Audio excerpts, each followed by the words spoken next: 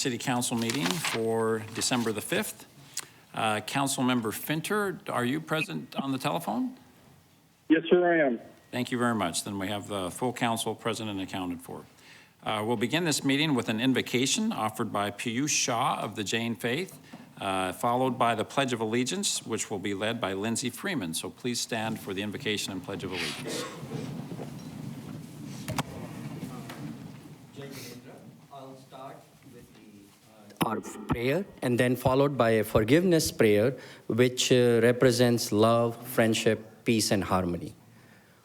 Om Namo Ryantanam, Namo Siddhanam, Namo Airyanam, Namo Vajjanam, Namo Loye Savva Saunam, Eso Panch Namukaro, Savva Pav Panasano, Manglanam Cha Savvesi, Padmam Havai Manglam, Khame Mi Savva Jive, Savve Jiva Khamantu Me, Mitti Me Savva Bhuesu, Veram Macham Na Kenai, which means I forgive all living beings.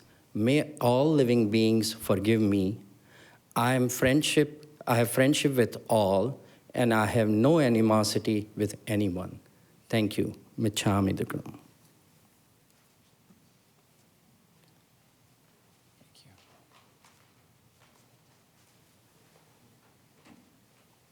Please join me in the Pledge of Allegiance. I pledge allegiance to the flag of the United States of America and to the republic for which it stands, one nation, under God, indivisible, with liberty and justice for all. Thank you. Thank you. Thank you, Mr. Shah, and thank you, Lindsay. Lindsay is present tonight because she's a member of the Mayor's Youth Committee, so I'd like to welcome all of the members of the Mayor's Youth Committee. This is a great group of high school juniors and seniors that work on learning more about the city and also presenting different proposals for projects in the city and bringing those to fruition. So it's a great group of young people. I appreciate the opportunity to work with them. The next item on our agenda is agenda item 1, which is the consent agenda. Ms. Mickelson, I've been handed one blue card, and that's to speak on agenda item 6E, which is currently on the consent agenda. That's correct. Are there any other cards like this? No other cards, Mayor. Okay. So, Mr. Christopher, we're going to take agenda item 6E off of the consent agenda because we have a request to speak on it. Okay. Noted that. Good evening, Mayor and council members. These are the items on the consent agenda. All items listed with an asterisk will be considered as a group by the City Council and will be enacted with one motion. There will be no separate discussion unless a council member or citizen request, in which event the item will be removed from the consent agenda and considered as a separate item. If a citizen wants an item removed, a blue card must be completed and given to the city clerk prior to the council's vote on the consent agenda. Item 2, approval of minutes of previous meetings as written. Item 3A, act on liquor license application for commemorative Air Force Air Base Arizona Museum, one-day charitable event Saturday, March 11th, 2017, North Greenfield Road. Item 3B, act on liquor license application for Carniceria El Potrero, 624 West Broadway Road. Item 3C, act on liquor license application for Breaking Eggs Cafe, 6663 East McDowell Road. Item 3D, act on liquor license application for Venezia's Pizzeria, 2721 South Ellsworth Road. Item 3E, act on liquor license application for Venezia's Pizzeria, 5057 East McKellips Road. Item 4A, act on 3-year term contract for fingerprinting services for the Human Resources Department. Item 4B, act on 3-year term contract for gradation glass beads for pavement markings for the Materials and Supply Warehouse for the Transportation Department. Item 4C, act on dollar limit increase for the term contract for roll-off refuse containers for the Environmental Management and Sustainability Department. Item 4D, act on 3-year term contract for ammunition for the Police Department. Item 4E, act on 3-year term contract for PON web-based application for the Police Department. Item 4F, act on contract to purchase additional replacement and upgrade network replacement for the distribution router project for the Information Technology Department. Item 4G, act on contract to purchase 3 replacement CNG-powered heavy-duty front-loading refuse trucks for the Environmental Management and Sustainability Department. Item 4H, act on 1-year renewal of the term contract for heavy-duty truck brake and wheel parts for the Fleet Services Department. Item 5A, act on resolution approving and authorizing the city manager to enter into a grant agreement with the Arizona Criminal Justice Commission to accept grant funds that will be used for training and equipment for the Police Department's Forensic Services Division. Item 5B, act on resolution approving and authorizing the city manager to enter into an intergovernmental agreement with the State of Arizona Department of Emergency and Military Affairs to be a participant in the Arizona Mutual Aid Compact to receive and provide emergency assistance in the event of a major incident in Mesa or other areas of the state. Item 5C, act on resolution approving and authorizing the city manager to enter into an intergovernmental agreement with the Flood Control District of Maricopa County for the future construction, use, and maintenance of a multi-use pathway within the Buckhorn Mesa Watershed Project. Item 5D, act on resolution approving and authorizing the city manager to enter into an intergovernmental agreement with the Rio Verde Fire District for the sharing of radio communications, sites, and facilities. Item 5E, act on resolution endorsing the creation of the Sherwood Mesa Irrigation Water Delivery District that is generally bounded by University Drive on the north, Main Street on the south, Stapley Drive on the west, and Lazona Drive on the east. The formation of an irrigation water delivery district allows residents within the district to make improvements and perform maintenance and operations of their irrigation systems. Final designation of the district is determined by the Maricopa County Board of Supervisors. Item 6A, introduction of ordinance amending Section 503.1.1 of the 2006 International Fire Code as adopted in Title VII, Chapter 2, Section 3 of the Mesa City Code. Item 6B, introduction of ordinance amending the Mesa City Code, Title II, Chapter 25, Sections 1, 2, and 3, entitled Independent Commission on Compensation for Elected Officials to increase minimum meeting and reporting time requirements and modify data collection requirements as recommended by the Commission. Item 6C, introduction of ordinance regarding Z16-044, located east of the 200 to 400 blocks of North Power Road and south of the 6,800 to 7,000 blocks of East University Drive. This is located east of Power Road and south of University Drive. A rezone and site plan review to allow for development of a single residence subdivision. Item 6D, introduction of ordinance regarding Z16-049, the 2,400 to 2,700 blocks of South Signal Butte Road, the 10,000 through 10,700 blocks of East Guadalupe Road, and the 2,600 through 2,700 blocks of South Crisman Road.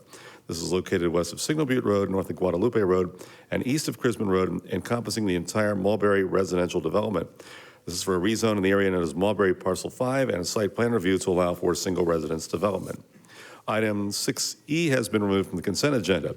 Item 7A, act on subdivision plat Sunland Springs Village Unit 10, the 11,400 through 11,500 blocks of East Ocaso Avenue on the south side, located south of the southwest corner of Meridian and Guadalupe Roads. And item 7B has been continued to the December 12th council meeting. Mayor and council members, these are the items on the consent agenda. Thank you, Mr. Christopher. Is there a motion regarding the consent agenda? Mr. Kavanaugh has made that motion. Thank you. Seconded by Councilmember Glover. Please cast your vote. Mr. Finter, how do you vote? Aye. Thank you. That means the vote is unanimous in favor of the consent agenda. We have one item then off of the consent agenda. That's agenda item 6E. This is the zoning case, Z16054, the 2200 block of East University Drive, located east of Gilbert Road on the north side of University, plus or minus 2.11 acres. Mr. Wesley, can you give us a little bit of a description as to what this case involves? Yes, Mayor, Council, as stated, this is on University, just east of Gilbert Road on the north side. It's a 2-acre tract. It's being rezoned to allow for a duplex development. The individual duplex units will be platted so that purchasers can buy each half of the duplex. It's a very small lot with limited options and access into it. It comes to the council with recommendation for approval by both staff and the Planning and Zoning Board. Okay. Is the applicant present? I know that this, I think, probably came as a little bit of a surprise maybe to staff and the applicant that I understand that the person who wishes to speak was present at Planning and Zoning, so I know this is not a surprise that you've been outspoken in the past. If the applicant's not here, though, I think we'll just go ahead and proceed. Barbara Alexandra Eads, Ms. Eads, I invite you forward. We look forward to hearing from you. You have 3 minutes. Should I say my name first? Yes, please, your name and your address, if you don't mind, and then you'll have Barbara 3 minutes. Alexandra Eads, 2261 East Caballero Circle, Mesa, Arizona, 85213. I have 6 concerns. We're not totally against this, and I'm here representing most of the homeowners on the circle. First point is 2-story. While I understand that any piece of property can be developed with 2-story properties, both subdivisions that surround this property are not. Has the developer even considered sub-basement garden-level properties? Has the developer given any thought whatsoever to the idea of building fewer single-story, more expensive units? The second point is privacy. Developer is proposing 8 buildings, each building being a duplex. Units 1 through 8 will completely destroy all the privacy of the properties that they back up to on Caballero Circle. Has the developer considered offering a privacy solution to those residents, some of whom have lived in their homes for 25+ years? This proposed development has already caused one of our homeowners on our street to sell and move, with another neighbor listing in the spring of 2007. We ask that the City Council require tall, mature trees to be included on the development in the area backing up to Caballero Circle, just units 1 through 8. We're not asking for all of the units. This will be a total purchase of 8 trees. Residents on Caballero Circle do not feel this is too much to ask of the developer. Traffic volume. In the last 2 months, 2 very serious traffic accidents have occurred between 22nd Place northbound and 23rd Street, one of which I witnessed. This development adds the possibility of 32 vehicles. Each duplex offers a 2-car garage. So even if only 50% of these vehicles are added to morning and afternoon rush hour, this could and will result in more accidents. This is due to the location of the only entrance exit to the proposed development. There are also an additional 15 parking spaces being offered. This development will result in 5 streets and driveways coming together within a 1-block area. Is this within city code? Not sure. It's going to be 3 streets and 2 driveways. Lack of green space, play area. Any development that offers properties with 2 bedrooms invites families with children. The development is completely lacking in any area for children to play. Where would this developer propose any children who live at Mission Park play? University Drive is way too busy of a street for small children, balls, or other toys to end up in the pathway of traffic. Investor purchase resulting in rental units. While I understand that this development will have an HOA attached, this does not stop an investor purchasing with the intent to rent out the units. All the established homes, 40 years plus, in this subdivision will have their values affected by this development, and more so if there are rental units. I own my home. I'm proud of my home.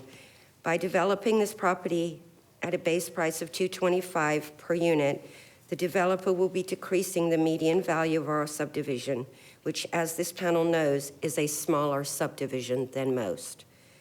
Why should my property be reduced in value when there are other options available to this developer? Thank you for your time. Thank you. I think, Ms. Eads, before you leave, I think Mr. Well, Richards- no, I don't have a question for it. I was just going to move that we table this till the next regular scheduled meeting, because there's obviously some issues still to be worked out. So I would suggest that we table this until next week. Okay, thank you. It's been moved and seconded that this be tabled. Mr. West. Mayor, I would point out this is for introduction for the actual hearing at your next meeting, so that could be a time. Yeah, there's issues that need to be worked out, so I don't even want to introduce it, because you're going to have to, if they make any adjustments based on the input that we have, we'll have to reintroduce it next week anyway, so might as well just put it off. Thank you, gentlemen. I know. So, but before we vote on that. I'm sure they want to get it done by the end of the year. I'm No? sorry. Is that not an issue? I'm sorry, is there, Mr. Smith, do you have a? No, actually, Piece of was advice? Mayor and Councilmember Richards. Yes, no, it's correct what Councilmember Richards says. You know, as I was in fact writing, the possibility of changing the steps occurs under some of the comments that were made. And if that were the case, we'd have to reintroduce. So, Right. yeah, tabling allows us Yeah. to if that's the direction, we would be able to add some stipulations to potentially address some of these Had the issues. party been here, we could have introduced that with some kind of change. But Correct. since they didn't show up, we'll just have to put it to the next meeting. Yes. Okay, all right, thank you. So before we vote on that, Mr. Wesley, do you know, has there been, I think this same or similar presentation was made at P and Z. Are you aware of the status of any conversations on the issues that she raised, request for additional landscaping to address the privacy issues? And I assume that staff, because staff has recommended this, that staff is under the impression that the street layout does comply with city zoning requirements. Yes, Mayor, Council. There were some considerations following the P&Z board discussion with regard to the developer looking at things that could be done along that north property line to mitigate some of the views into the site, such as potentially planting trees, but nothing official was changed in terms of the steps at that time. There haven't been any further discussions that I'm aware of between staff, the applicant, or the landowners since the P&Z meeting, though. All right. Well, there's been a motion and a second to table this agenda item. Is there any additional discussion on that? Okay, please cast your vote. And again, the motion is to table. Okay, we'll do okay. We'll do this the old-fashioned way. All in favor of tabling this, please say aye. We need Aye. a motion and a second. She needed to get that. Oh, I'm sorry. I made the motion, Kavanaugh made the second. There we go, now we're up. We're good to go? Oh, so we can do this electronically.